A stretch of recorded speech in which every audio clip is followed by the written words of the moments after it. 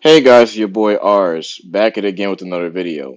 Today's topic will be about rights and why they may not be as concrete as initially thought, especially in America. One of the things I've noticed in the past 4 years is that many of the supposed birthrights that all Americans should share aren't rights at all. I believe I understood this subconsciously, but immense amounts of cognitive dissonance prevented me from seeing the glaring contradictions right in front of me. For context, a right, in the legal sense, is an entitlement to something, whether to concepts like justice and due process, or to ownership of property or some interest in property, real or personal.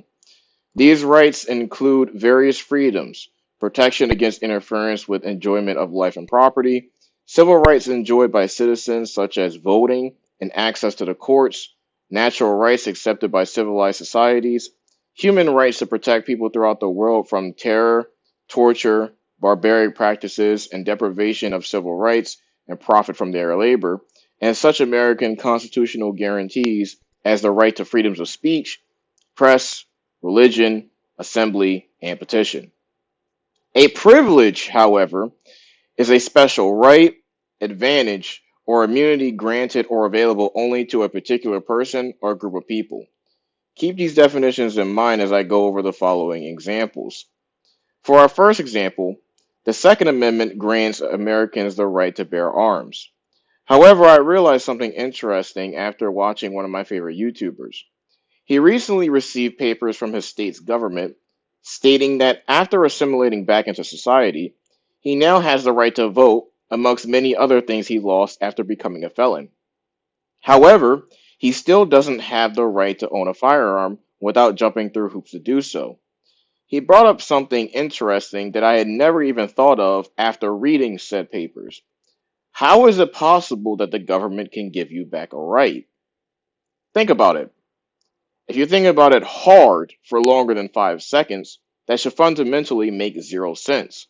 Rights are not supposed to be selective, and they should not be able to be stripped away. That isn't a right, that's a privilege. You may argue that felons shouldn't be allowed to have certain rights. However, that shouldn't be up to any person or group of people aside from the Supreme Court. Even then, if multiple exceptions are constantly made to the Constitution without amending it, what's the point of upholding it? As stated by Section 1 of the 15th Amendment, the right of citizens of the United States to vote shall not be denied or abridged by the United States or by any state on account of race, color, or previous condition of servitude. This was later further amended to include sex or age. However, as is made clear by several states, felons and U.S. citizens in U.S. territories are not allowed to vote. So, I ask you this. In the case of voting and the case of owning firearms, are those things rights or are they privileges? Another example would be in relation to discrimination laws. The 14th Amendment made it illegal to discriminate against others based on race, religion, sex, or national origin. However, if you know anything about the Constitution, you may guess where I'm going next with this. Affirmative action is a set of policies and practices within a government or organization seeking to increase the representation of particular groups based on their gender, race, sexuality, creed, or nationality in areas in which they are underrepresented, such as education and employment. Via these policies, it is actually legal for colleges, universities, and employers to discriminate against other groups as long as they are perceived as being more privileged than others. So I ask again, do Americans have the right to not be discriminated against, or is that a privilege? My last example is in relation to freedom of speech. The almighty First Amendment grants us the right to say what we want, when we want, with exceptions. Freedom of speech, as ruled in numerous cases by the Supreme Court, is considered to be fundamental to our liberties because, without it, we're not really free. However, if you notice anything in the past 4 to 5 years, many people with large to small influence have been deplatformed entirely from the town square of ideas. This town square is now directly controlled by a small number of absurdly powerful companies like Twitter, Facebook, and Google. Now, you may argue, well, these are private companies, so they can remove who they want. However, would you have the same argument if someone you liked or cared about was deplatformed? Most people do not hold up this opinion when brought this ultimatum.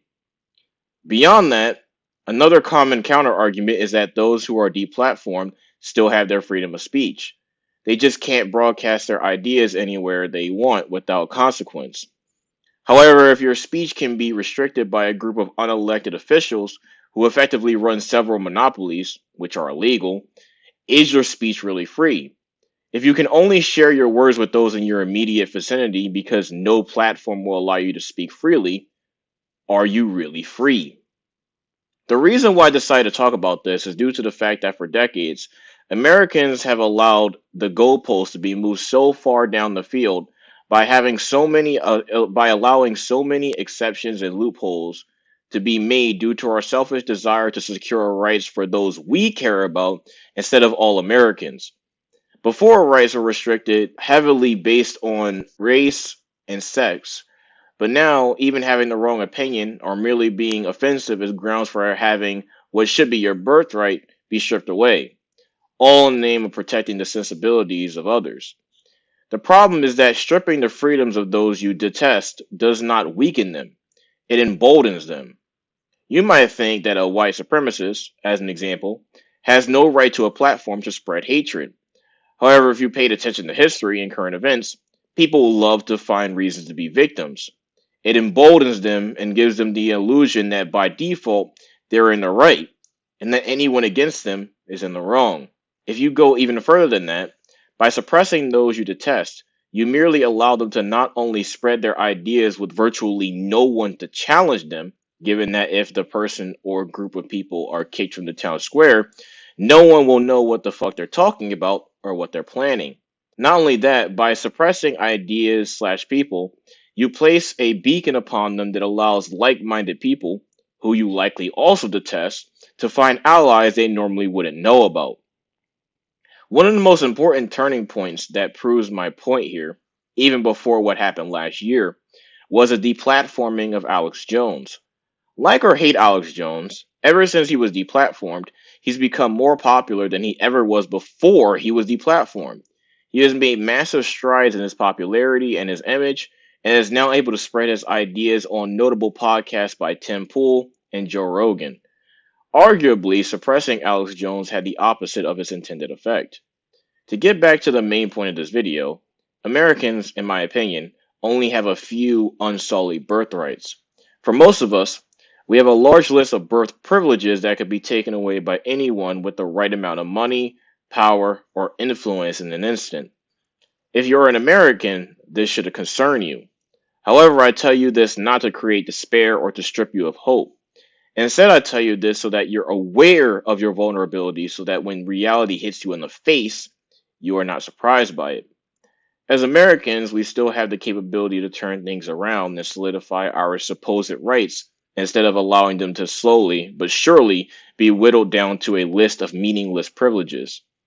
I believe that one day we can all agree that Americans should do more to confirm our rights, regardless of race, religion, sex, nationality, and most importantly, ideology.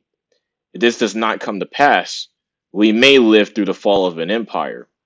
This sounds terrifying or concerning the most, but even that could be beneficial, depending on how we fall. Your boy Rs is out.